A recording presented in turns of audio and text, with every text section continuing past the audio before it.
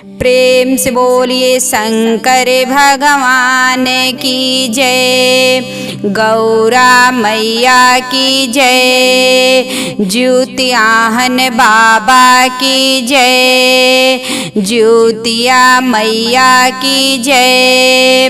तो देखिए गुरु बहन, आप लोग के बीच ज्योतिया पे हम कथा सुना तनी, आप सब हमरे कथा के सुनी कि कहल जाला कि जब ज्योतिया व्रत कहल जाला तो सीधरी मछली खा के आ व्रत के कहल जाला। तो देखी वही के नियम हम बतावत तनी, वही के बारे में हम बतावत तटी कि काहे कहल गइल बा कि सीधरी मछली खा के आ ज्योतिया व्रत कहल जाला। देखी कोनो भी व्रत गुरु बहिना होला तो में ना कहेला लोग कि ना को मांस मदिरा खा के भूखल जाला, लेकिन ई कैसन ज्योतिया के व्रत ह कि कहे न सब कि सीधरी मछली खा के आ ज्योतिया व्रत कहल जाला। तो वही के माध्यम के ही हम कथा आप सबके सुनावतनी। तो देखी गुरु बहिना, इहे ज्योतिया हो कि ज्योतियाहन बाबा जात रहने रोड धके, ज्योतियाहन बाबा रोड धके जात रहने। तो जात जात उनके नदी पड़ल, वही नदी में से नाला निकलल रहल आ सब जितना मछली लोग रहलो सब झुंड बान के लोग आ मन मार के लोग जात रहलो। तो ज्योतियाहन बाबा देखने कहतने आखिर में ई सब जानी काहे इकट्ठा होके आ एक झुंड बान के आ ई लोग काहे जाता लोग कि ले आवो ये लोगन से हम पूछी आखिर में काहे तो लोगन इतना जल में बालो पानी में बाला लोगन, तब्बू काहे इतना मन तो लोगन मरले वाला लोगन। तो देखी मछली से जब ज्योतियाहन बाबा पूछने तो कहली कि हमन के जातनी के पताल लोग, ज्योतियाहन बाबा से कहली कि ऐसन बा हमन के जातनी के पताल लोग, हमन के रहले का सुख बा, हमन के रहले कुछ ना। अरे बाकी समय हमन के सब केहू खाला, लेकिन तोर त्योहार जन व्रत आवता तो सब केहू कहेला कि हमन से दूरे भागेला। सब केहू अपने घर में के जौन थरिया होला, बटली होला, कढ़ाई होला, सब केहू अपन सफाई करे लगेला। आ ये कहेला जौन भी हमन के जौने बर्तने में हमन के लोग बनाई लोग उ बर्तन ओई दिन लोग किनारे क देला लोग। देखी उ मछली लोग इहे बात ज्योतियाहन बाबा से कह लोग। तो ज्योतियाहन बाबा कहने कि इहे तो हलोन के दुख बाटे। कहली हाँ, आखिर में हर समय हमन के लोग खाए लो, लेकिन काहे जब व्रत आई तो 4 दिन के पहले ही से लोग कही लोग कि नाई खाए जाला। देखी जब ई मछली बात ज्योतियाहन बाबा से कहली तू कहने इहे कि ठीक बा, जब तोहन लोगन के इहे दुख बा आ इहे कष्ट बा तो तोहन लोगन के एगो हम समय दे देतनी कि जौन इहे ज्योतिया व्रत आई तो सब लोग ज्योतिया व्रत जौन आई तो मछली अपन खा के आ व्रत करी। देखी ओइ जा लोग कहल लोग ठीक बाटे। जब इतना बार कहल लोग कि ठीक बा, अब हमन के ना जाए पता लो एगो तो व्रत में हमन के पूछी, आखिर में हर समय लोग तो हमके पूछता लो, लेकिन का बात से हमके व्रत में लोग ना पूछे लो। देखी ठीक बा, मछली अपन बात मान लेहली, अब बात मान के अब कहली ठीक बा हम पताल लोग ना जाए। अब रहे लगली अपन धरती पे। फिर ज्योतियाहन बाबा फिर चलत चलत कुछ आगे गई ने, फिर चलत कुछ आगे गई ने तो जात के उनके रास्ता में मड़ुआ भेटाइल। जात के रास्ता में जब मड़ुआ भेटाइल तो मड़ुओ सब झुंड बांध के जात रहने। तू कहत न कि आखिर में ई लोग काहे इतना मन मार के आ काहे ए तर ई लोग बाटे लो। अब ज्योतियाहन बाबा चिंता में उन के आखिर में ए लोगन के कवन कष्ट बा कि ई लोग काहे लोग मन मरले वालो। तो कहत न जब ज्योतियाहन बाबा पूछने मड़ुआ से तो मड़ुआ कहने बाकी समय हमन के खाला लोग, लेकिन हर व्रत के समय जब आई तो 4 दिन के अगहिया 10 दिन के अगहिया से लोग कही लो कि मड़ुआ के रोटी नाई खाइल जाला, कि मड़ुआ के रोटी नाई खाइल जाला। जब हमेशा हमन के सब केहू खइबे करेला, लेकिन काहे व्रत के पहले लोग कह देला लोग कि मड़ुआ के रोटी नाई खाइल जाला। कहने आखिर में तोहलोन के इहे कष्ट बाटे कि काहे के केहू मड़ुआ के रोटी नहीं खाला, सब हमेशा सब केहू खाई, लेकिन का बात से जब व्रत आई तो हमन के नाई केहू खाई। तो देखी जितियाहन बाबा जब कहने इहे कष्ट बा तो तोहन लोन के हम इहे कह देतानी कि ठीक बा, जौन इहे जितिया के व्रत आई तो सब केहू मड़ुआ के रोटी खा के आ उहे भूखी। देखी मछरी के कह देने ठीक बा, मछरियों के कह मछरी अब मड़ुआ के रोटी खा के आपन व्रत जितिया व्रत लोग करी। वहाँ मड़ुआ खुश हो गई ना, कहने ठीक बाटे, आखिर में एगो तो हमन के मिलल। तो देखी एगो त्योहार में तो हमन के बाकी समय ते केहू खैबे करी या बाद में नहीं खाई, तो लेकिन अब चला हमन के एक समय केहू खाई।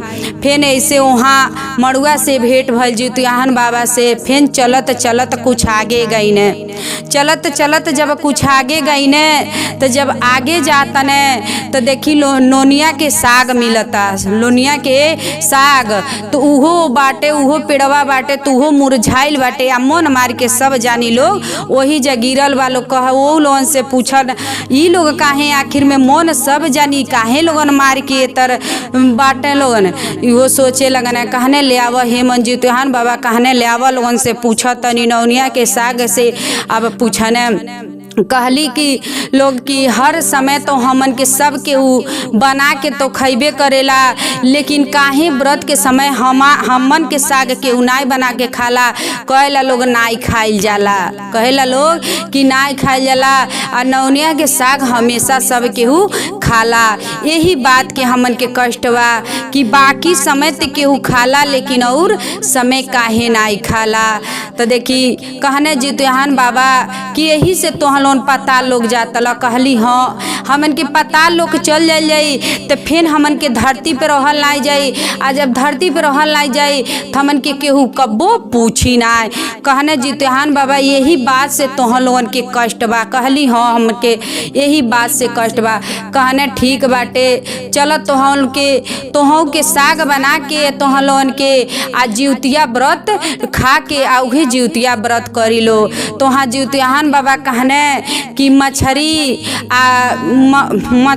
आ मड़ुआ के रोटी आ नौनिया के साग इहे तीन चीज बना के आ जितिया व्रत खा के लोग करी। लेकिन इहो कहने अगर जे खात रही ते भाई खा के करी, जे मांसाहारी रही ते खाई, आ जे शाकाहारी रही तो नाई खाई। केहू के जोर जबरदस्ती नाई बाटे, लेकिन जे कि अपन खाए के इच्छा रही तो अपन खाई, केहू खाई तब बोलो उ लोग खुश रही लो।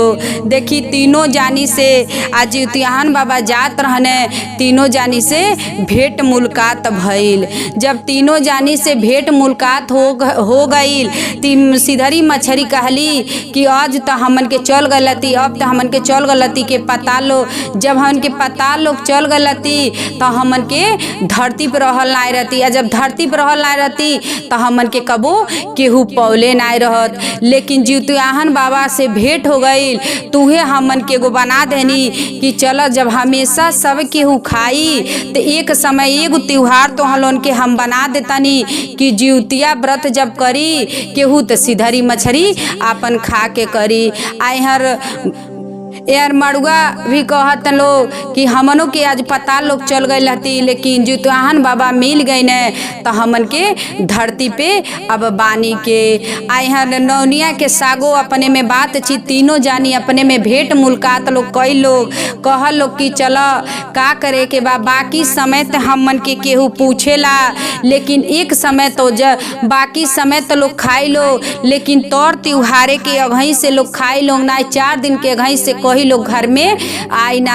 लेकिन चलो एक त्योहारे में तो हमन के केहू पूछत आटे कि चलो जितियाहन बाबा मिलने तो कहने न कि चलो का करे के बाटे।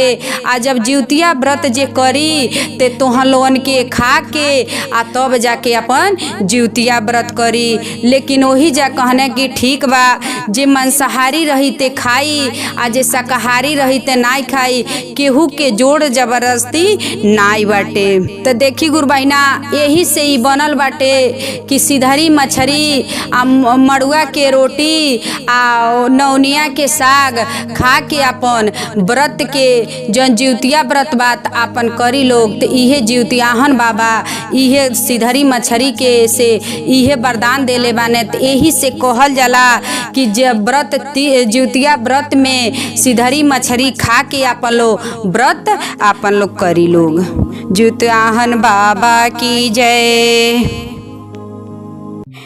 प्रेम से बोलिए शंकर भगवान की जय। गौरा माता की जय। कार्तिक गणेश की जय। जिउतियाहन बाबा की जय।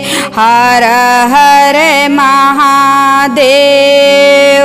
तो देखिए गुरु बहिना आप लोग के बीच बहुत सुंदर जिउतिया व्रत के कथा सुनावत तनी। चिल और एक सियारिन के कथा हई। तो आप सब हमरे कथा के सुनी। एक समय की बात रहल कि एगो जंगल में पाकड़ के पेड़ रहल। वो जंगल में पाकड़ के पेड़ रहल। वही पाकड़ के पेड़ के ऊपर चिल रहत रहली। आ पाकड़ के पेड़ के नीचे सियारिन रहत रहली। देखी दोनों जानी लोग रहत रहल। वही पाकड़ के पेड़ के ऊपर चिल रहत रहली आ उ पाकड़ के पेड़ के नीचे सियारिन रहत रहली। दोनों जानी में चिल और सियारिन में बहुत गहरी दोस्ती रहल। दोनों जानी में बहुत गहरी दोस्ती रहल। आ जौन पाकड़ के पेड़ रहल वो पाकड़ के पेड़ के किनारे एगो नदी रहल। वो पाकड़ के पेड़ के किनारे नदी रहल। अब चिल और सियारिन एक दिन वह लोग देखा लोग कि एक दिन के वो नदी के किनारे कुछ औरत जिउतिया के पूजा लोग करत रहल। उ नदी जो रहल वही नदी के किनारे जिउतिया के पूजा लोग करत रहल लोग। जब जिउतिया के पूजा करत रहल लोग तो वही नदी के किनारे ई पाकड़ के पेड़ रहल। वही नदी के किनारे ई पाकड़ के पेड़ रहल जे पे चिल रहत रहली आ नीचे सियारिन रहत रहली। दोनों जानी वही पाकड़ के पेड़ के ऊपर चिल रहत रहली और पाकड़ के पेड़ के नीचे सियारिन रहत रहली। देखी चिल और सियारिन जिउतिया व्रत के कथा ई लोग सुनल लोग। चिल और सियारिन दोनों जानी लोग जिउतिया व्रत के कथा सुनल लोग। चिल और सियारिन उ लोग भी पूजा करे के तरीका पूछल लोग। उ भी लोग दोनों जानी चिल और सियारिन दोनों जानी ओ औरत से पूजा करे के नियम लोग पूछल लोग, तरीका पूछल लोग। खुद भी हम लोग भी व्रत कइल जाए। उ लोग कहल लोग, सियारिन और चिल कहल लोग कि हमनों के अब इस जिउतिया के जौन पूजा हवे व्रत हमन के पूछ लेहनी के कि कैसे कइल जाला। तो हमनों के व्रत के फैसला हमनों के कइल जाए, हमनों के ई व्रत कइल जाए। देखी जब अगला साल जब जिउतिया व्रत पड़ल तो ई चिल और सियारिन अपने में लोग फैसला कैले रहलो कि हमनों के जिउतिया व्रत कइल जाए। उ औरत लोग नदी के किनारे जाके लोग पूजा लोग कई लोग तो लोगन से पूछले रहलो। तो लोगन के बात याद रहल कि हमनों के पूजा करे के जिउतिया व्रत करे के हमनों के अपने फैसला कैले बानी के तो हमनों के कैल जाए। देखी अगला साल ई चिल और सियारिन दोनों जानी जिउतिया के व्रत लोग कई लोग। दोनों जानी जिउतिया के व्रत कई लोग। जे दिन जिउतिया के व्रत रहल उ लोग राखल लोग। साँझ के समय शहर के एगो बड़ व्यापारी के मौत हो गईल। जब बड़ व्यापारी के मौत हो गईल तो लाश के नदी के किनारे ले जाके जरावत रहलो। लाश के ले जाके नदी के किनारे जरावत रहलो। सियारिन के तो खूब जोर से उनके भूख लगल रहल। उनकर भूख बर्दाश्त नाई होत रहल। सियारिन के देखी गुरु बहिना बहुत जोर से भूख लगल रहल। उनके भूख ही बर्दाश्त ना भइल। जब भूख बर्दाश्त ना भइल उ जाके छुपके से ओमे से कुछ खा लेहली। ओ लाश में से जाके जौन बड़ व्यापारी मरल रहने नदी के किनारे जलावल जात रहने तो चुप्पे से जाके सियारिन ओमे से कुछ मांस के खा लेहली। जब कुछ मांस के खा लेहली अब सियारिन के व्रत ते भंग हो गए, सियारिन के व्रत भंग हो गई। लेकिन देखी चिल गुरु बहिना चिल के कितनाहू भूख लगल, कितनाहू भूख से पीड़ित भैली पर आपन व्रत के उ तुड़ली नाय, उ आपन व्रत तुड़ली नाय। से भाव से एकदम उनके नियम से उनकर पूजा कैली चिल। आ वही जा सियारिन जाके और व्यापारी के कुछ में उनका लाश जरत रहल तो में से कुछ मांस खा गईली। देखी सियारी सोचली कि हम जाके छुपके से ओमे से कुछ हम खा लेतानी त के देखता, केहू नहीं देखता। लेकिन देखी गुरु बहिना कुछू कइल जाला त केहू देखे चाहे नहीं देखे, लेकिन ऊपर वाले भगवान देखता ने कि के का करता। देखी चिल त रहली अपन नियम से एकदम जौन उनका निष्ठा रहल, अपन व्रत के नाय तुड़ली। कितनो उनके भूख से पीड़ित भैली लेकिन उ कुछ खैली नाय, आपन व्रत एकदम पूजा एकदम नियम से उकैली। आ सियारिन त जाके मांस के खा ले रहली। देखी अब दोनों जानी के कुछ समय के बाद दोनों जानी के मौत हो गईल। जब दोनों जानी के मौत हो गईल त अगला जन्म में उ एगो गांव में पंडिते के घरे दोनों जानी लोग जन्म ले रहल लोग। एगो पंडिते के घरे दोनों जानी लोग जन्म ले रहल। तो देखी दोनों जानी जब गुरु बहिना जन्म ले हलो तो दोनों जानी एक जोड़ुआ लोग रहलो।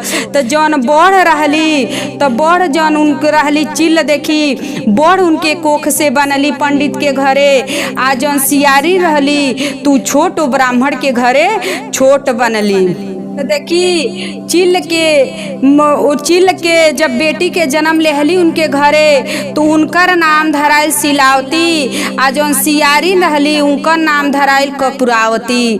देखी सिलावती आ कपूरावती अब दोनों जानी पंडिते के घरे लोग सियारी और चिल दोनों जानी लोग जन्म ले रहलो।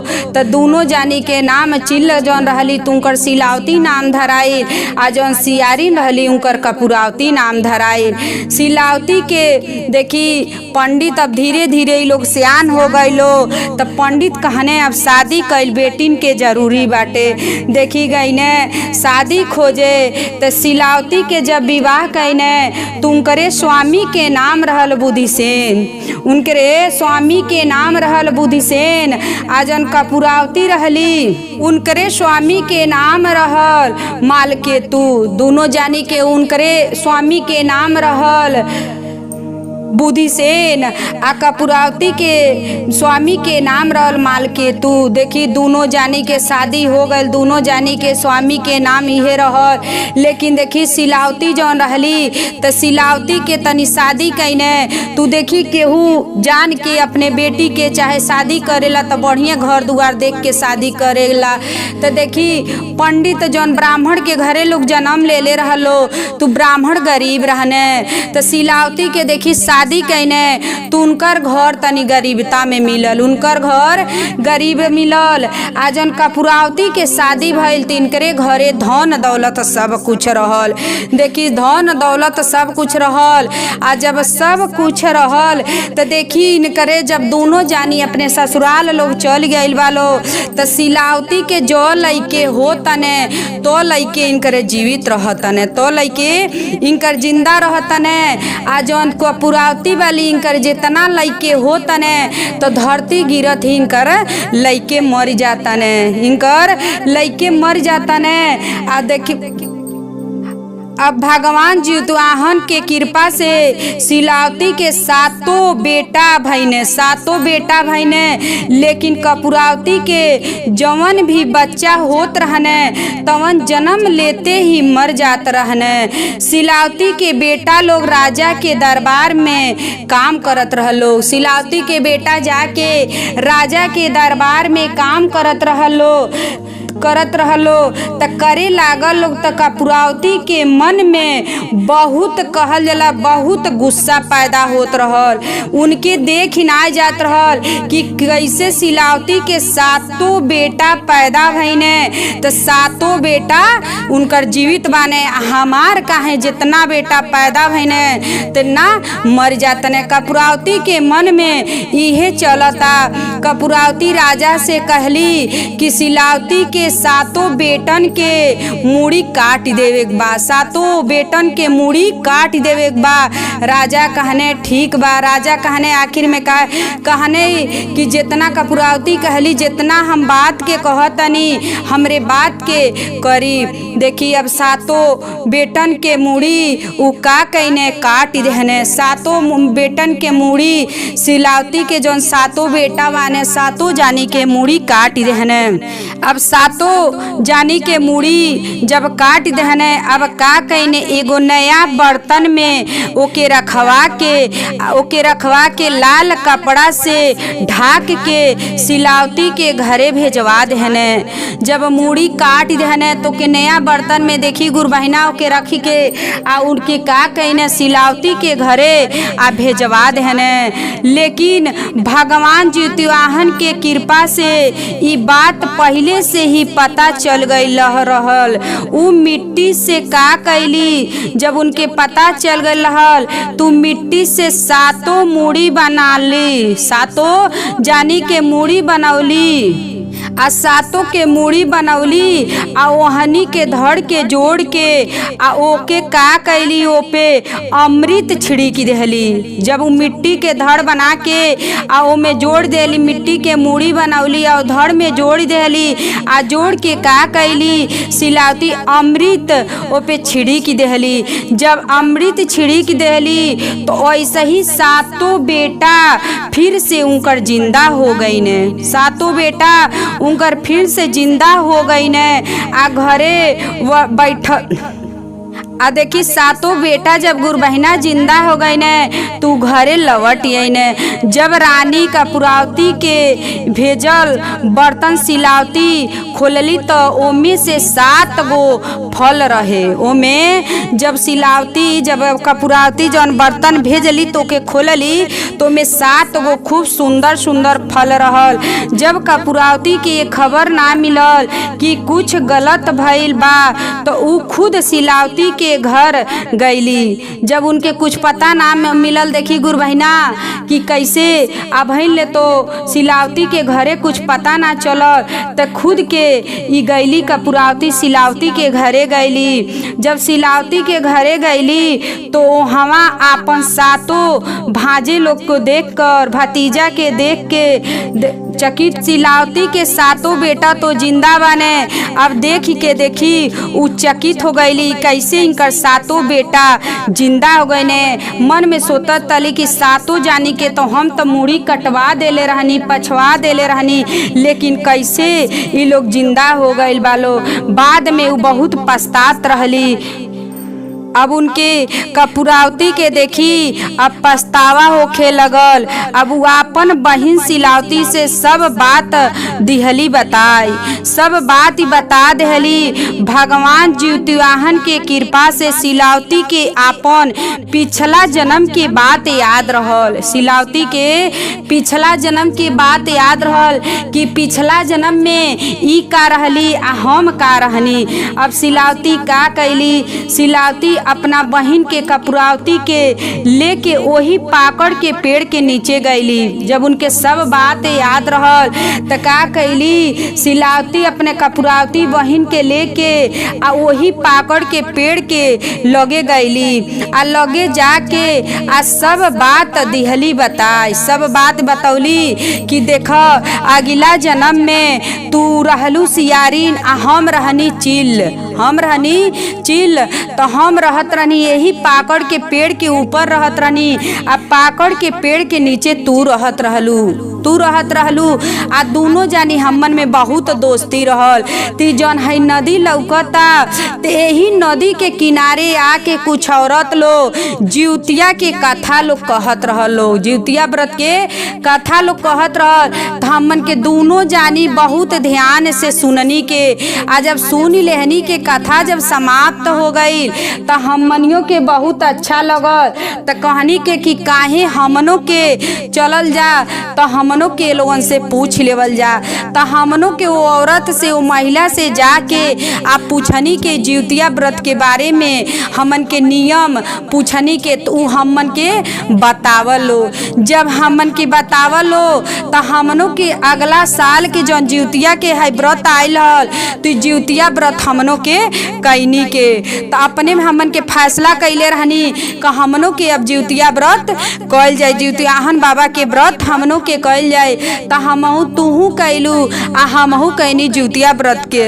दोनों जानी जब कैनी के तो तुहार देखा भूख नाई बर्दाश्त भइल, तुहार भूख नाई बर्दाश्त भइल। ती जौन नगर के जौन रहने एगो बड़ व्यापारी, तू ओई दिन में जैया हमन के व्रत कैले रहनी, तो ओई दिन में उ व्यापारी के मौत हो गई रहल। ओई दिन में वो व्यापारी के जब मौत हो गई रहल तो तोहरे भूख से तोहके ना रह जात रहल, तो गैलू ओमे से कुछ लाश के तू खा लेलू, ओमे से कुछ मांस तू खा लेलू आ खा के अपन व्रत तू तोड़ देलू। लेकिन तू जनलू कि हम ना देखतनी, कि केहू ना देखता, लेकिन जिउतियाहन बाबा के व्रत रहल तू सब देखत रहने। लेकिन देखा हम कितनो तड़पनी, हमके कितनो कुछ भई, लेकिन हम अपन व्रत ना तोड़नी, हम अपन पूजा कैनी। जब सब बात सिलावती कपुरावती से सारा बात बता देहली, कपुरावती जब सारा बात सुन लेहली तो ही जब बेहोश हो के गिर गईली, वही पाकड़ के पेड़ बेहोश हो के गिर गईली। आ जब बेहोश हो के गिर गईली तब राजा के लगे गईल खबर। राजा जब ये सुनने कि ऐसन कपुरावती के, उन कपुरावती उनकर औरत रहली कि कपुरावती के साथ ऐसन हो गईल बाटे, तो सुनने खबर तो उगैने।